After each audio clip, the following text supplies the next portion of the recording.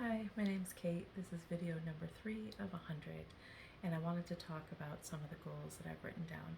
In my last video, I talked about getting out of debt following Dave Ramsey's Total Money Makeover plan, and I'm currently doing that and doing really well with that, so I'm going to continue with that. I also talked about the exciting news of my daughter telling me that I'm going to have my first grandchild this coming year, and I'm super excited about that. But one thing that I mentioned was that I didn't think that I was financially prepared for that. I have a plan to get to be financially prepared for that.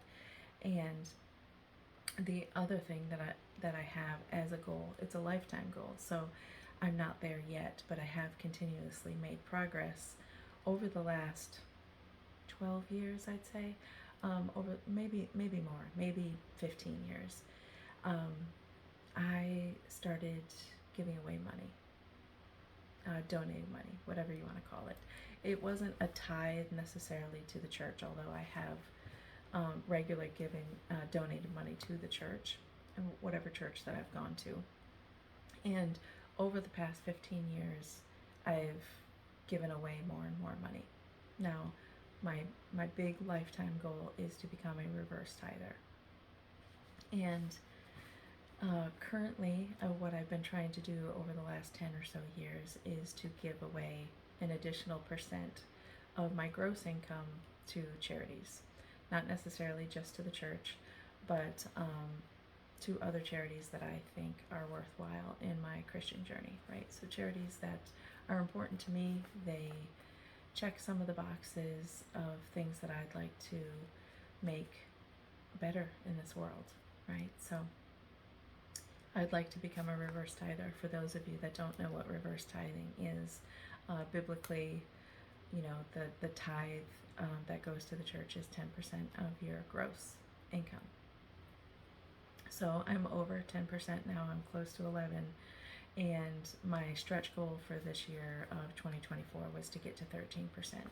And I'm not going to make that, but I have given more this year than I did last year. So that's an improvement for me. And year over year, as long as I do that, then I'm making progress towards that goal of 90%.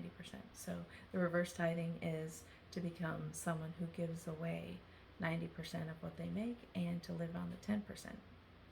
And the 10% is what God wanted off the top first. So I want to, since God gives me everything that I have, all my abilities, the personality that I have, the drive that I have, the passion that I have for being able to learn and work and continually grow in my work, I want to strive to live on 10% and give 90% back. That's one of my goals. Like I said, it's a lifetime goal, so I don't know when that I'll get there. It gets a little harder every year because the goalpost doesn't stay the same, right? Because my income increases every year. So even to match just the 10, the 11%, I've still got to give away more money. So I am, like I said in one of my last videos, I will be moving after my son graduates high school in May 2025. So I will have more of my income that is not currently used as a housing expense. So I should be able to, even though my income will increase in 2025, I should also be able to increase my tithing to my charities and to my church by at least 1%. So next year, even though my income will be larger, I will absolutely reach the 13%. That'll be a goal of mine. I'm reducing my expenses so that I can achieve that goal, and I'll continuously strive towards giving more and more. And so I'm in my mid-50s now, so I want to be able to become a reverse tither by the time that I retire. So I'm not sure when I'll retire. I love to work, and it gives me a sense of purpose, socializing with people at work, learning new skills. And so I like working. Even if I didn't do the current job that I do now, I would work in some way, shape, or form. So I'm not sure when I will retire. I want to probably in my mid-70s. I'll slow down a little bit and not do a full-time job Maybe I'll work for myself. I don't really know what the future holds, but those are some of my long-term goals. Reverse tithing. I want to be able to give 90% back of what God has given to me and only live on 10. Just a little background on me personally. I have a very large family. I grew up in upstate New York in what I refer to as dairy country. Maybe the people that live there don't refer to it as that, but that's all I saw as I was growing up in my teenage years. I went to a high school that had 104 people in my graduating class, so not a very large town, and we grew up really poor. We lived in the projects of that town, and they were government subsidized housing. They were projects, and we lived with, I don't know, probably 40, 50 other families that were, I want to say, temporarily in the same situation that we were in my entire life. A lot of families came and went and used that as what it's meant to be, right? It's a stepping stone. It's a way for you to get some help. The reason that my mom didn't use it as a stepping stone is because she had 11 children and no education. She quit high school. She had her first child at 15, 16 years old and worked crazy. She's my absolute hero.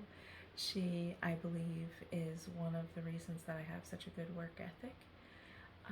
So I'm really thankful to the way that I was raised, even though it may not have looked that way. I'm really thankful looking back that we were poor, that we were struggled, that we didn't have enough food, that we, didn't ever have enough money. We rarely had a car, and so we walked and grocery shopped and did all of our laundry at a laundromat. Well, we had a washer, but we never had a dryer. We did have a clothesline out back, and that was provided with the housing, which was nice, but we did have a laundromat where we could go up and get a good majority of laundry done on, over a weekend. And we were required to help my mom with that kind of thing. She worked 3 jobs. And I remember at one point, and I'm not sure why the conversation came up between my mom and I, and I'm not sure why she shared this information. I don't share what I make with my children.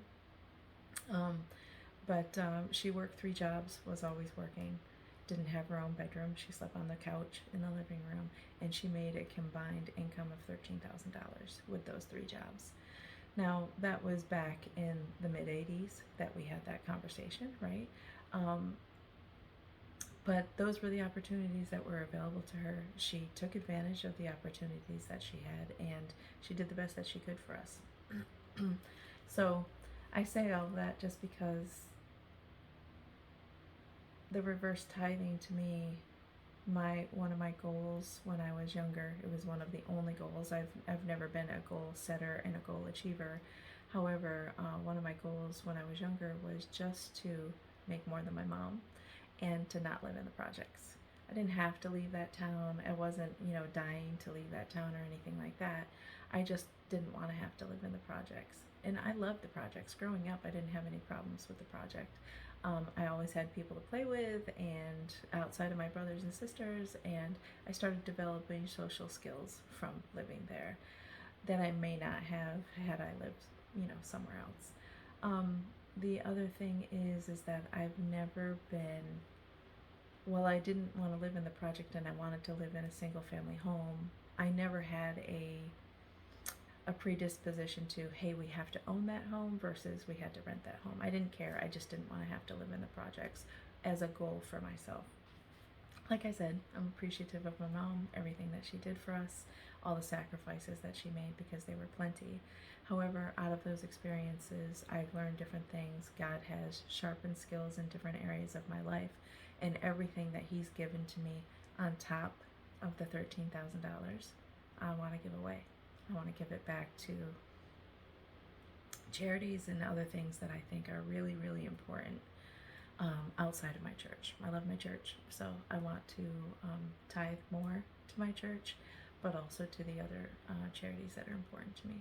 So that's a little background. That's kind of why I want to be a reverse tither.